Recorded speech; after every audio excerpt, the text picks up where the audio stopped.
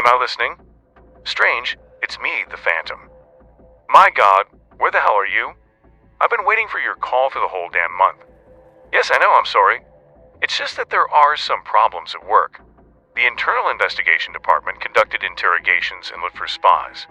Your activity is significantly stirring up our hornet's nest, but it's probably for the best.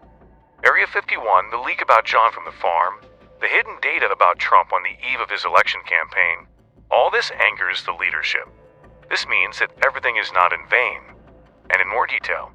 I'm sorry, I can't tell you the details, but I want to wish you a happy birthday, and at the same time to give you a small gift.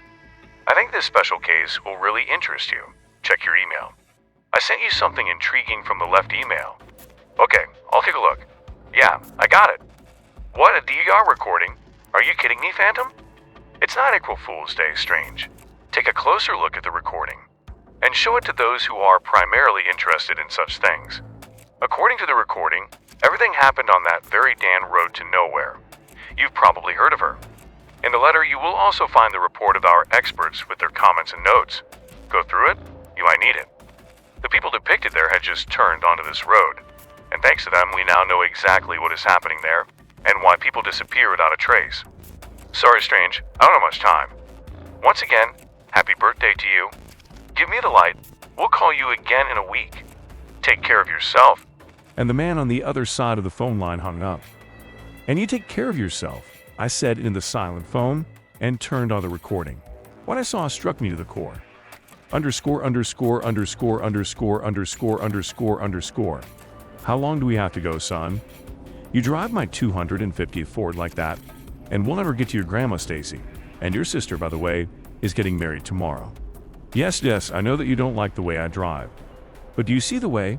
It's very bumpy. We'll let it rock, and we'll be stuck here for even longer. You need it. No need? Well, that's it. End this bandarina. Why do we need a camera? So the feds can eavesdrop on our conversation. Oh, Dad, stop it. Your Cold War paranoia annoys me. This is a DVR, and he's not recording. The memory is overflowing there. Did you hear that? Video registrator kluche. Yes, I heard it. Don't repeat it to me here. I'm not deaf. A man who sounded about 60 years old answered the young guy. Well, that's great. Listen, Dad, I know you'd like to drive your own Ford, and I would be glad of that. You sit in the passenger seat and sleep all the way. But you said yourself that your eyesight has been failing you lately. And should before you left, you put your glasses somewhere. So please be kind. Don't criticize my driving. You drive more quietly. You'll keep going. The passenger's son, who was about 25 or 27 years old, answered. You're right, Joshua, you're right. It's just that I'm not used to you growing up so quickly, and I'm getting older. Oh, if only Jana were here. She'd be proud of you, son. Yes, Dad. I would be proud. And both of us. After all, 5 years after her death, you and I finally got out somewhere together. And thank God that there are no quarrels so far. In response, there was only a heavy sigh and an equally heavy exhalation. According to the recording, the car was driving slowly, about 30 miles per hour. The sun was going down, so Joshua, the Ford driver, as he put it himself, turned on the low beam headlights. One of the two of them turned on the radio in the car. The song Bad Blood by Radical Face started playing. However, an elderly man turned it off a minute later with the words, tasteless. Joshua just sighed heavily, but didn't say anything. 10 minutes later, a man broke the silence and said, I hope Laura will be happy with this asshole.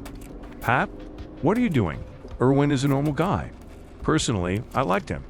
You always liked all her men, and all of them sooner or later abandoned my girl with a broken heart. Either you're such a shitty brother, or Laura really had a bad streak in her personal relationships. I'm a normal brother, father. Joshua's voice had a steely edge. It's just that I'm always on Laura's side. Yes, some of her men did not always behave correctly towards her. But remember yourself, you also often criticized our mother. And he was also very jealous. Oh, just don't start your hurdy-gurdy, please. I love my wife, and you are well aware of that. And I'm not disputing your love, Dad. Joshua's voice interrupted the sound of the turn signal. The car smoothly turned somewhere to the right and moved on along an unknown road. It's just that you judge people, but you forget about yourself. God will judge me. When I die, then you can judge me all you want. And turn on the gas, Otherwise, we're going 40 miles an hour. There's an empty road here in this godforsaken place.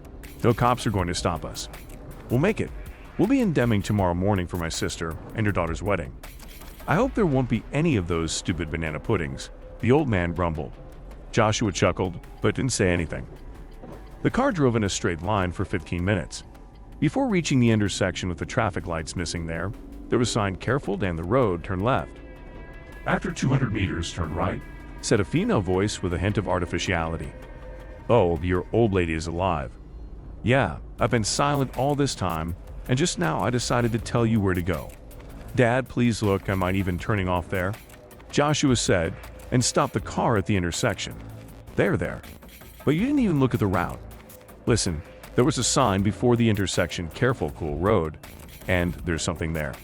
I didn't see it, and your talking phone, or rather the electronic woman in it, said the same thing. What we need, it is to the right. What else do you want from me? I just want you to look at the map on your phone. I don't understand phones. Either you turn right, or are you behind the wheel, without glasses and half blind? How do you like this prospect? It was clear from his voice that the old man was really angry. In response, Joshua sighed resignedly and began to turn right. The car was quiet again. The radio stopped playing before the intersection, and therefore 2 men were sitting in the car who clearly did not want to talk to each other. On the left and right sides of the car, bushes, cacti, and boulders were rushing past. The road itself looked pretty worn and bumpy. There were bumps here and there on which the car bounced a little. A few minutes later, Joshua broke the silence. "Dad, I think we took the wrong turn. As far as I remember, the road to Deming wasn't that completely broken. We're going the right way. As for the road, huge trucks drive here every day. Tractors, I'll even bet, National Guard tanks. That's the whole explanation for what's wrong with the road. But I don't see any of the above. Have you seen the time, my son? It's almost midnight. All self-respecting drivers have been sleeping in motels for a long time.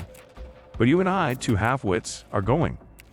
I want to remind you, dear Marlowe Smith," the young man's voice took on an intonation, as if he were currently reading a news bulletin in a television studio, "that it was you who insisted on a trip without any motels. And the easiest thing for you is, do you want to sleep? So sleep. Are you hungry? There's a bag of fruit, biscuits, and jerky in the back seat." Mr. Marlowe did not respond to his son's remark. Joshua himself didn't seem to want to continue this conversation. But after a minute, he picked up the phone. It was clear from the sounds of his smartphone. Apparently the guy was not one of those people who constantly keeps his gadget in silent mode. After a minute, the car stopped. After another 10 or so seconds, Joshua cursed and said, "Damn, the navigator took us down the wrong road. According to him, we took a wrong turn. Yes, according to his plan, we will reach another fork in an hour. But the road gets worse and worse with every mile we walk. I don't like it. I'm so sick of you whining all the time. At your age, I crushed crots on a tank in Normandy, in the rains and slush. And there's a road here. You know what? I'm sick of your complaining and snot. What a brat I've raised. I'll go and walk." After these words, Mr. Marlowe could be heard slamming the door loudly. A couple of seconds later, his silhouette was visible in the headlights. He was dressed simply. Black trousers, a white shirt, with either a tie or a bow tie tied. In his hand he held a cane, with which he walked on. Joshua stayed in the car and cursed viciously for about 15 minutes. He remembered his father, his bad temper, and his own weakness. Only his mother and sister can calm him down and understand. But not me. I'm always annoying him, just like he annoys me. Well, let him walk through this god-forsaken land. Cool darling, damn it. I wonder if it really said that. Joshua was talking to himself. Sounds were heard exactly on the DVR. It can be concluded that Joshua connected his smartphone to the device. After a few minutes, he said only damn, started the car, and began to pick up speed. The guy raced along the highway and did not stop cursing in a voice full of panic. He soon caught up with his old man.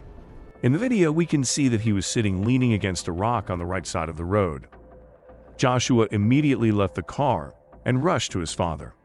Unfortunately, the sound range of the video recording device does not reach the distance at which people were at that time. It was obvious from the gestures that the old man had lost consciousness. Joshua tried to shake him, but it was in vain.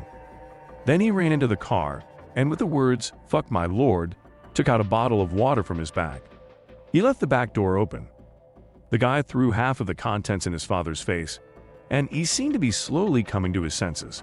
A few minutes later, Mr. Marlowe got to his feet.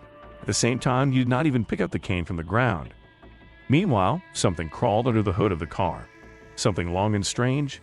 Is it a snake? Unfortunately, the DVR does not have a night vision mode. It's hard to see, and there are no street lights. At the same time, the father and son were talking about something. But the words are still not heard, unfortunately. Then Joshua got into the driver's seat, and Mr. Marlowe began to walk back to the car. Previously, he looked into the lens of the DVR camera. And here's the strange thing. His face began to look somehow too peaceful. "Well, you scared me, father," Joshua exclaimed with relief. "I already thought that you had died here from cardiac arrest or something. I'm sorry I scared you, son. I really felt sick somehow, so I sat down by a rock and dozed off. The road is long. Conversations. How you say it in our language. In general, they are heavy. All this is exhausting. But I'm glad you're worried about us. You're worried about me." Mr. Marlowe's tone changed. Joshua just chuckled, not really paying attention to his relative's changes. "Let's go to Deming, Dad. I'm going back to the main track now. We need to get out of here. We accidentally turned onto the Dan Road." "Whatever you say, son. Where you go, we go. I'm with you. You started talking about something. Are you sure you're okay?" That's right. Well, I'll take your word for it." Joshua turned the car around and drove in the opposite direction. But after a few minutes, Marlowe broke the silence. "Tell me, my dear and beloved Joshua, do you believe in aliens?" "I'm surprised you're asking this question, Dad. I do not even know. I believe that we are not alone in this universe. But I also believe that aliens have nothing to do on our planet. Why do they need us? Except as slaves." "You're right about that," Mr. Marlowe replied pointedly. "Well, since I'm right, although it's already strange that you admit it, I'll say the following. I'd rather resist than serve some little green men. Well, or brown. I don't know what they are like there." "You're right," Marlowe replied calmly. "But what if they could use you, son?" "My life is more precious to me," Joshua replied calmly. "Oh, I wish I had banana pudding now." "Yes, Dad." "Yes, I wouldn't mind either. I haven't eaten it for a long time." "And that's right," Joshua said a little nervously. For the next few minutes, father and son drove in silence. But then the strangeness began. The car suddenly stalled and stopped. "That's just not enough." No, not that, damn," swore Joshua and slammed both hands on the steering wheel. "Is something wrong, son?" Mr. Marlowe asked in a calm voice. "The engine has stalled. At the same time, there was still enough fuel to drive at least 200 miles there and back. All the electronics are on, everything is working. But the car won't start. It's crazy. I'm going to see what's in there." "No, you sit there. I'll look in. After all, this is my car." And after saying that, Mr. Marlowe got out of the car. By the sound of the hood opening, Joshua pressed the button in the cabin to open it. Next, the camera lens was blocked by the iron cover of the car, which rose up. A little fuss started in the cabin. It seems Joshua opened the glove compartment and took something out. Then he closed it with a bang. At the same moment, the hood of the car came down and slammed shut. Old man Marlowe tapped on the lid, apparently signaling his son to try to start the car. Second, another, and the third time the engine started. After a while, the old man returned to the car and slammed the front passenger door behind him. "I don't know what you did, Dad, but thanks." The car started up. "The dust is clogged. I just cleaned it up a little bit." "That's good. We can go now." And they set off down the road again. A couple minutes later, Joshua broke the silence. "How did you even see something under the hood in such a dark place?" "There was a light bulb. I turned it on." It's clear." A couple of minutes later, the car stopped. Mr. Marlowe, in the same calm and imperturbable voice, asked, "Joshi, why did we stop?" "Because you're making me nervous. After I found you, you've been acting weird. Everything has changed in you. You walk without a cane, you see in the dark, and you smile strangely, almost blissfully. And your voice, you've never argued with me. Moreover, you call me something you haven't called me since my mother died. And puddings, you hate them with all your heart after the incident when the neighbor's cat pooped in one of them for you. So who are you then?" "I'm your father. Can you see it?" "Stop fooling around, you bastard." "Oh, the bastard then. Well, let's see how you talk now, son," old Marlowe said calmly. The sound of the car's glove compartment opening was heard again. Joshua chuckled. After a few more seconds, the glove compartment closed. Next, you can hear the click of the pistol being removed from the safety, and the guy's voice. Isn't that what you're looking for? I moved it while you were digging in the car. You've been giving yourself away from the very beginning, you disgusting creature. Now tell me, where is my father? I'm your father. Give me the gun, son. You are welcome. Otherwise, your father will have to punish you. Hell no. If you don't want to lose your life, then answer now. From the voice, you can judge that Joshua was nervous and afraid at the same time. Well, perhaps he can be understood. We have no other choice, son. To us? To whom? To us? You'll find out soon enough. When you become part of the swarm, I won't. Thanks you or you. Whatever your name is, I've already heard my position. We are a swarm. We are squillings. And in a minute, you will be completely ours. You're wrong. I'll shoot you sooner than what the hell? No, I won't give in. Enough. Let me go. I won't give up. No, fucking. The shot rang out. A few minutes later, Mr. Marlowe got out of the car and headed somewhere to the left. He opened the driver's door and by the sounds pulled Joshua down. And he began to drag him somewhere into the darkness. At the same time, old Marlowe had a snake sitting on his chest. Except he didn't look like our earthly snakes. This one was about the size of a medium-sized snake. 5 minutes had passed, then 10, and a whole hour. But no one ever returned to the car. The recording continued until the car ran out of battery power. That's all. One question remains. Who are the Squillings? Today we have revealed to you only a part of the information about the aliens. There is much more data about their activities on Earth. On our channel, we will reveal all the secrets and evidence of their presence. Subscribe to the channel and send me your stories related to aliens by email. You will find contacts in the About the Channel section. Together, we will force the authorities of all countries to disclose all the information they have. After all, people should know the truth.